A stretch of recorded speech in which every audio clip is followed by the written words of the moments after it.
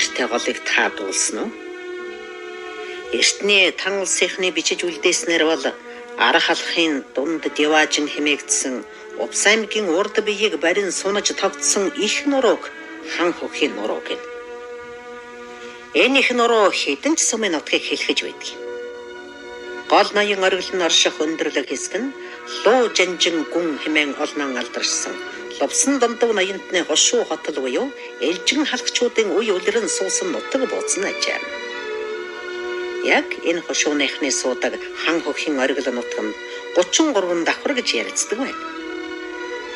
Үндсэндээ өвс ургамал ой хөвч ан гөрөөгөрөн халхадаан алдартай энэ нуруу хоёр салаалан тогтсон өвөрмөц тогтцтой юм байна. Энэхүү хоёр нурууны дундуур урсдаг уулын ширүүн урсгалтай тунгалаг голыг мөнөөх хангалцгийн гол хэмээх ажээ. Нэг үгээр хэлбэл хан хөхийн нурууны амин судлан гэж хэлж болохоор тийм тогтцтой ажээ.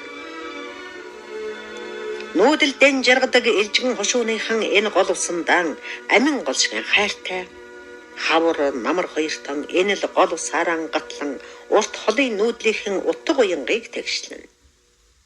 Хэдэн давхар хөхийдэн амгалан орших буг гөрөөс тэргүүднэн ч энэ л урсгал тунгалаг усан шүтэж жаргадаг байна.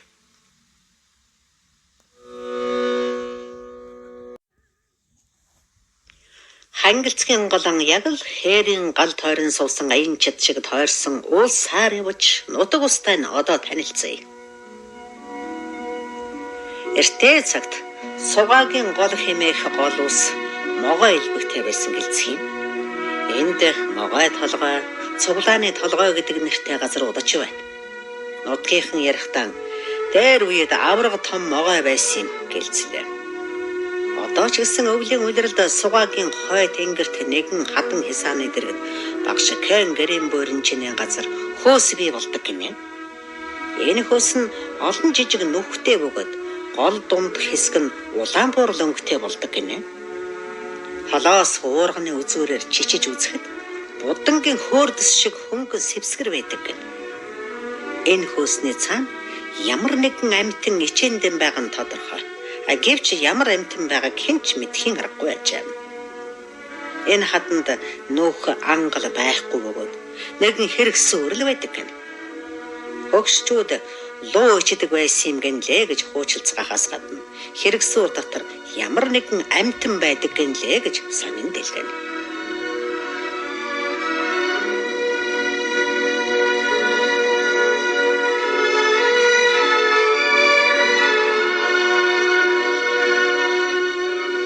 Хан хөхий эрт цагийн хүрээ хийд элбэгтэй. Нэг удаа хүрээ хийд босгох газар шинжиж явсан шинжээч хан хөхийн өврийн хар толгой хэмээх уулын орой дээр гарч шинжиж хүрээ хийдийг энд байгуулвал зүгээр гэж тухайн газрыг заажээ. Харин баруун зүүн талд сувраг босгох хэрэгтэй. Өмнө талаас нь бол муу муухай зүйл орж ирэхин аргагүй юм аа. Яагаад гэвэл тэнд нэг арслан хэвтэж байгааг хараач тамин гэж зааж байсан гэлцэн.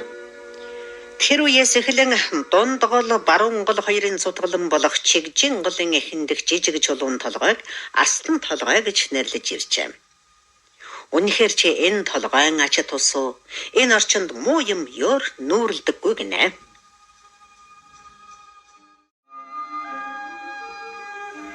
Эдүгээс олон зуун жилийн өмнө Монгол орн Манжийн дарангуйлалд зүудэрч явсан үед Манжийн томоохон пүүс хан хөхийд байршин худалдаа наймаа эрхэлж байсан байна.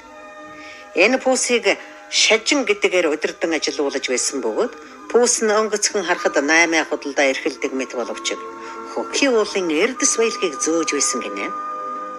Пүүс олон өхөр тэрэгтэй бөгөөд өхөр тэрэг бүхэн нь газар нөхөнд байдаг байсан байна. Өхөр тэргээр хол ойроос тээвэр хийдэг байсны нотлогоо ой мод ганг жалга даваа гүбэг зориудаар засч сайжруулсан улмөр олон таардаг байна. Пүүсийнхний газар хагалж тариа тарьж байсан ор мөр хүртэл байдаг гинэ. Хөхийн уулын ямар их эрдэнэс баялаг урагшаан ачигдсныг энэ энгхэл донгохол зам харгуйл хэлж чадна гэж хөгшчүүд хуучилсаар. Тэр пүүсийн шуналт эзний нэрээр нэрлэгдсэн газар орон олон бөгөөд шажингийн даваа, шажингийн усаг гэх мэт урт дараалал жагсааж болох ажээ.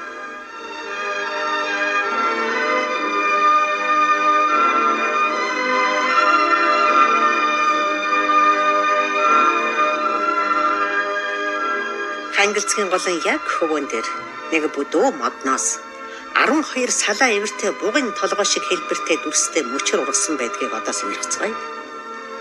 Үндэснээс дээш 4 м орчим өндөрт ургасан энэ сонин мөчрийг хаанаас нь чарсан урамдж байгаа бугыг санагдуулдаг ажээ. Эрт цагаас нутгийн өнгөрөөчд анд мордохтон заавал энэ модонд ирж арцах хүч уугуулж ангийн хишиг гуйдаг ёстой гинэ. Эдүүгээ бугын толгойт мод хэмээн ихэд хүндэтгэн дээдэлсээр ажээ.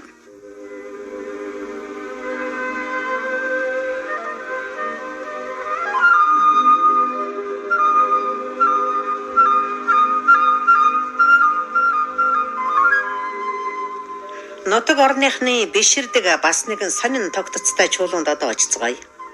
Хангилцгийн голын адаг болох газар том багаараа 69 машины дайтай цул хадан дээр гурвалжин хэлбэртэй хонхойж тогтсон цайвар дүрс байдаг байх юм. Нутгийнхан үүнийг дормон чулуу гэлцгээж. Тамхтай чулууч гэж бас нэрлэх юм. Дормон шашны зан үйлдэх хэрэгэлдэг эд зүйлсээс үүсч гарсан дүрс гинэ. Хан хөхийн нутгийнхан адуу малан ихэвчлэн дормон тамгаар тамгалдаг нь санаандгүй хэрэгч биш юм байна. Дормон тамхтай мал охин ямагт өсч үржиж буян хишг нь аривжиж байдаг болохоор нутгийнхан дормон чулууган ихэд сүсэлдэг байх юм. Хүн байгалийн үл тайлгдах дотоод холбоо гэдэг эндээ.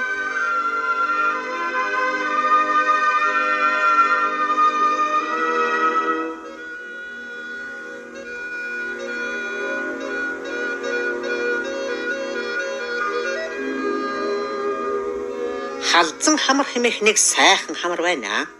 Говь талынханд бол даваа юм да. Энэ хамар дээр холоос харахад туглаан дагуулж ба сарлаг шиг харагддаг нэг чулуу байх ажээ. Эрт цагт нэгэн шинжээч үүгээр явж өнгөрөхдөө танай нутаг ар хэр талаараа сарлаг үхэр ихтэй байх юм байна да гэж айлдсан гэдэг. Үнэхээр ч хан хөхийн ар зоогоор нутгалдаг айлууд дээр үеэс идэвгээ бүртэл сарлаг ихтэй суу сайл аривнтай явж иржээ. Энэ хавар нутгалдаг малчид энэ чулуунд идэ будаа цай сүнийхээ дээжийг өргөж арц хүжэн ойгуулж сүслэж залбирч иржээ. Мөнөг чулуугаан сарлаг чулуу гэж өгөөрдөг.